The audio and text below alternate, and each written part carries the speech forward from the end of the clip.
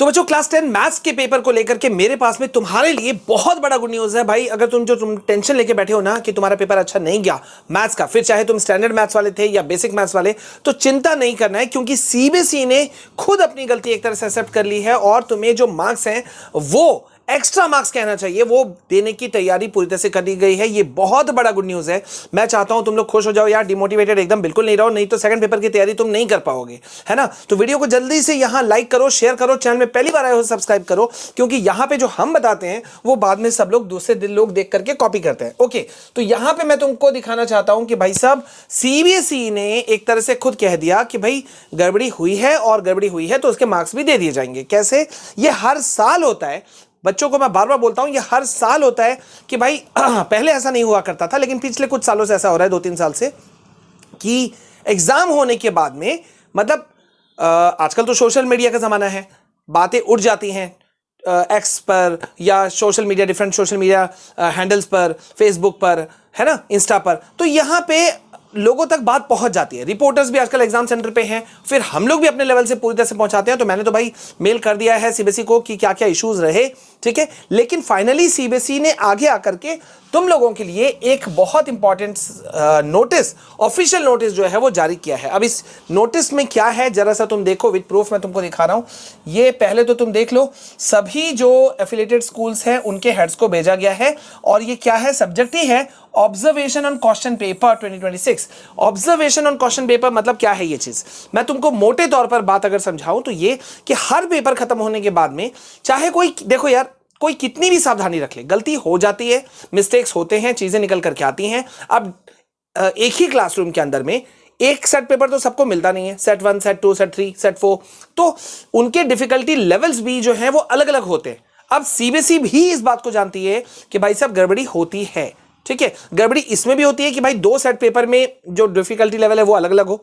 गलती इसमें भी होती है कि भाई साहब कोई क्वेश्चन ही करेक्ट नहीं था, ठीक है। तो ये स्कूल वालों को जिम्मेदारी दी जाती है या सुपरवाइजर्स को, एग्जाम सेंटर सुपरवाइजर्स को, कि भाई वो इन गलतियों को पॉइंट आउट करें, और हम लोगों को भी जिम्मेदारी दी जाती है कि हम लोग ये बताएं, ठीक है। तो यहां तुम देख सकते हो कि सीबीएसई ने साफ साफ कहा है कि 17 फरवरी से तुम्हारे एग्जाम शुरू हो गए हैं, और सीबीएसई कह रही है कि भाई हर साल, देख रहे हो यहां क्या लिखा हुआ है, every year schools are requested to send their observations and issues, ये देखो, observations and issues if any to the CBSE on the question paper in OECMS, मतलब उनके वेबसाइट पर अपलोड करना पड़ता है कि क्या इशू रहा। अब यहां तुम जरा सा देखो, सीबीएसई ने थोड़ा झाड़ भी पिलाया है कि भाई गलती हो जाती है, लेकिन स्कूल वाले बता क्यों नहीं रहे, ठीक है। इसीलिए मैंने तुमको क्या कहा था, जैसे ही तुम्हारा मैथ्स का पेपर हुआ, मैंने देखा आंसर शीट को, मैंने देखा तो मैंने तुरंत सीबीएसई को मेल किया कि भाई साहब ये गड़बड़ी हुई है, प्लीज इस पे रिकंसिडर किया जाए, बच्चों को मार्क्स दिए जाए, और सीबीएसई ने माना भी है।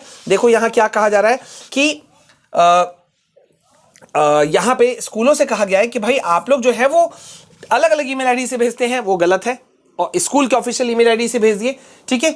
एक और चीज कहा जा रहा है कि भाई ऑब्जर्वेशंस जो है वो कई दिनों के बाद में स्कूल वाले भेजते हैं, मतलब सेम डे नहीं भेज के या अगले दिन नहीं भेज के, कई कई दिनों बाद। अब जैसे मैथ्स के पेपर में इश्यूज हुआ है, तो ये स्कूल वाले जो है ना, एग्जाम सेंटर वाले, वो लोग अब लिख रहे हैं, स्कूल के प्रिंसिपल्स हो गए, सीनियर टीचर्स हो गए, एग्जाम सेंटर सुपरवाइजर्स हो गए, वो लोग सीबीएसई को मेंशन कर रहे हैं कि भाई साहब देखिए क्वेश्चन पेपर में गड़बड़ी हुई है।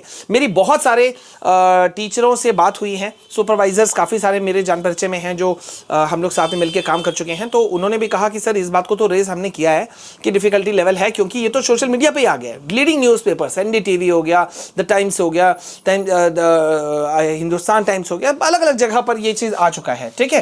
तो यहां पे इन्होंने कहा है, सीबीएसई ने कहा है कि भाई आप ऑब्जर्वेशंस भेजिए, लेकिन क्लियर भेजिए। जैसे कि यहां इन्होंने एक एग्जांपल भी दिया है, for example the question is not correct. अगर मान लीजिए कि कोई स्कूल वाला कहता है या कोई स्टूडेंट कहता है, स्टूडेंट को तो परमिशन नहीं है, मतलब हम लोग को परमिशन है, कि अगर हम कहते हैं कि ये क्वेश्चन करेक्ट नहीं था, तो सीबीएसई का कहना है सिर्फ ये मत लिखिए, ये भी बताइए but what is not correct in a question is not mentioned. अक्सर लोग कमी तो बताते हैं लेकिन कमी क्या है वो नहीं बताते, ठीक है। तो वो पूरा मांगा जा रहा है और ये ईमेल आईडी पर भेजने के लिए कहा गया है, देख रहे हो, ठीक है।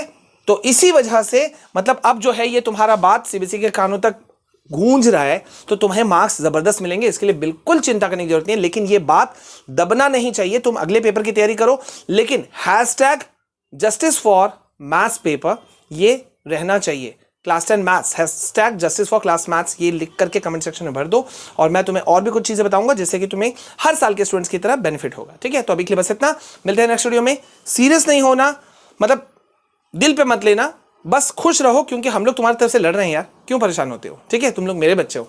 चलो मिलते हैं नेक्स्ट वीडियो में, तब तक के लिए जय हिंद, वंदे मातरम।